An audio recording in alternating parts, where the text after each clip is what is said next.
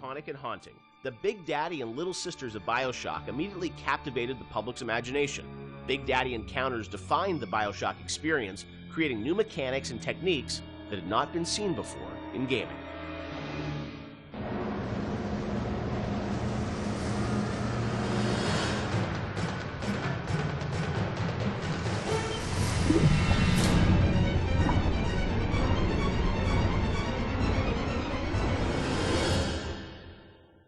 So Big Daddy, Little Sister, such an iconic moment or series of moments in this game. I'm fascinated about how that got layered in, because we talked a lot about the setting and the tone. That is still, to me, you know, a mechanic that I remember was very unique about, you know, choosing to engage the Big Daddy and being a fight that you know is going to be very aggressive and different than a, you know, traditional boss fight. I know you had an idea, Ken, of sort of 3 different types of AIs interacting in the same world.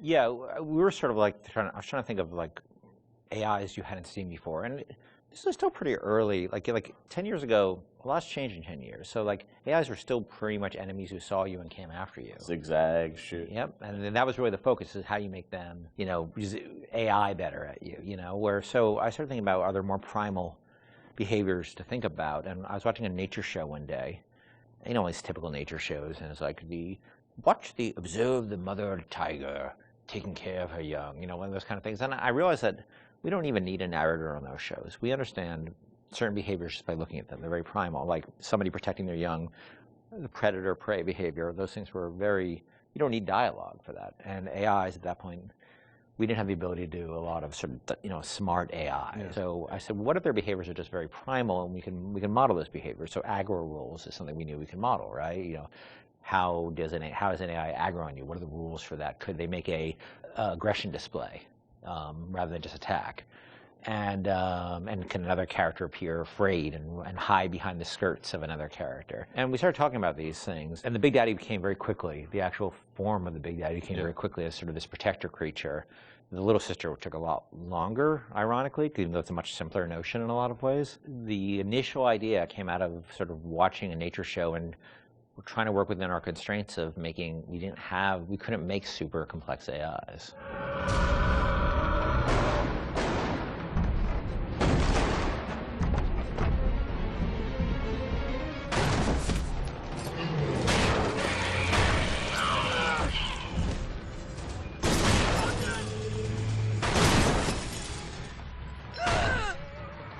That's the Big Daddy. She got it on him. He keeps her safe.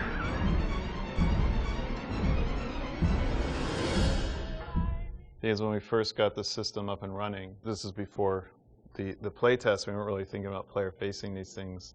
And we had this entire system set up that completely simulated what would happen.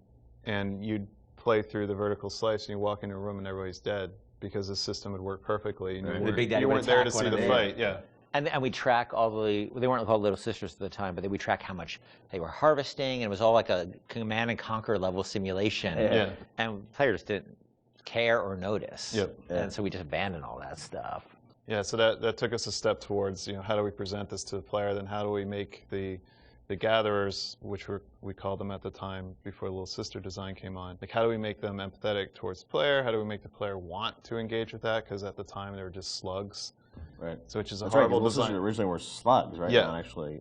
Which is a horrible design in so many ways, because you don't care about slugs, Right. and they're also on the ground, so you don't see them. They're not like at eye level, and they're dark. So But you still have something. We had some of the trailer had like the same, or not the trailer, the demo, or prototype we did. So had the Big Daddy sort of like interacting with the little slug. And Slugs crawl around the Big Daddy? Or no, No, it's this awful that's a little level of mesh. sophistication. Yeah. It's like a little beetle, sort of. Yeah, It was terrible. yeah. And they were protecting. And they had Protecting the beetles. the beetles. What? And, Really? And the it Big was Daddies so had 2 drills. They didn't have a hand, so there's no way they could Right. like. It's just fascinating me because like the Little Sister, it's like there's such humanity in it, which you really connect with. You Which seems like you would a think smart that would be thing to go the obvious straight thing. to. Yeah. Yeah. We're not very smart. The idea of sort of choosing to engage the Big Daddy. I mean, when I was first time I played the game, I mean that was always profound because you sort of sit there and like, am I ready for this? And your choice to sort of like, you know, the kind of opposite of stealth, like when you want to be discovered. Was that always the mechanic with the Big Daddy?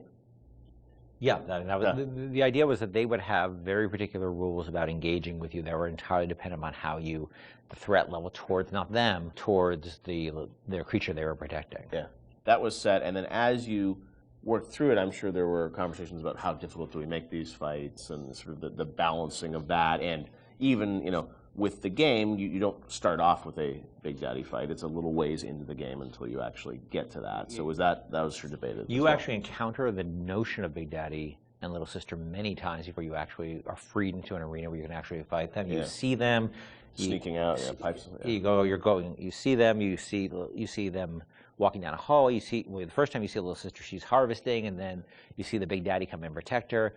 And we realized it was 4 or 5 sequences we had to do to set the stage for these characters. And look, we were hoping they'd be iconic and people would respond to the way they did, because we certainly spent energy on them with the expectation that they'd have an impact that we really just as easily could have turned out that nobody cared. I think the actual very first time, and not a lot of people see it, there's a Little Sister in the vent in Kashmir restaurant. That if you're looking in the right direction at the right time, you'll see her looking at you, and then she'll disappear into the vent. It's the eyes. No, it's the actual mesh. Is it the mesh? Because it was easier to do that right. than new eyes, but yeah. No, no, no, no.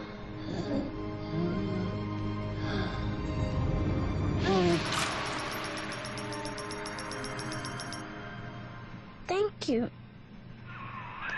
path of the righteous is not always easy.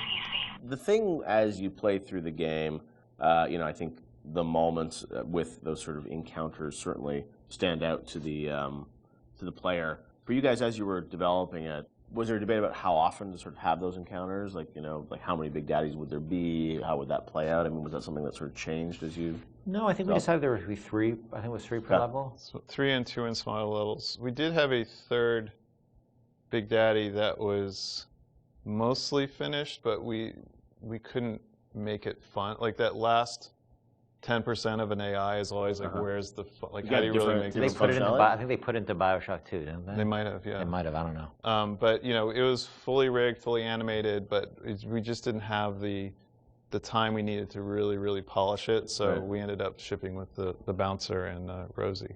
Hunting the Big Daddy, that demo was a huge moment, I think, in the game's kind of marketing campaign. And that really, I think, you know, sold the tension of that battle. When you showed that, did the entire game feel like that, or was that really more of just like a vertical slice of what you wanted the game to feel like? That, at that point, was more what we wanted to feel like, because the Big Daddy had a lot of problems at that point.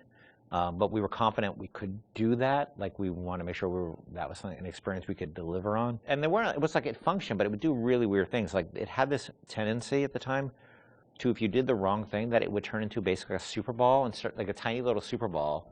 The Big Daddy would go, turn to a super ball and start bouncing off the ceiling and walls like a million miles an hour. Do you remember why you did that, or what was going on? I'm sure it was some physics bug that And so that actually happened. Sometimes we were doing the demo, and Joe Falstick, who was the guy running the demo with me in Barcelona, was very good at making sure that he turned away from the Big Daddy. Like, oh yeah, I guess we killed the Big Daddy. He must be dying over there. But so all things were functional, but they weren't really. They didn't have all their bells and whistles on yet. It was really good for us because it sort of gave us some confidence that people would respond to just the notion of, you know, watching Little Sister and biding your time and choosing your moment. Well, it gave us confidence, but it also gave us a tool that the development team as a whole could gather around and say, we want to make it like this. Like, yes, a lot of elements in that demo were scripted, but they provided a framework for us to go back and how do we make that so it's not scripted? How do we make this robust enough so that the player can actually use these systems? Yeah. So it was something that we could point to and say, you know, all right, how are we going to do this? Like, let's break it down and let's figure it out. Yeah, and that was like in September, and actually the game was done in February, March, so we weren't that far off. Yeah. A lot went into it in those final months. But it was a big confidence boost for us because we thought it was the most important thing about the game, besides the world, was this sort of Big Daddy, Little Sister concept. And if people didn't care about it, it would have been a problem for us because we spent a lot of time on it.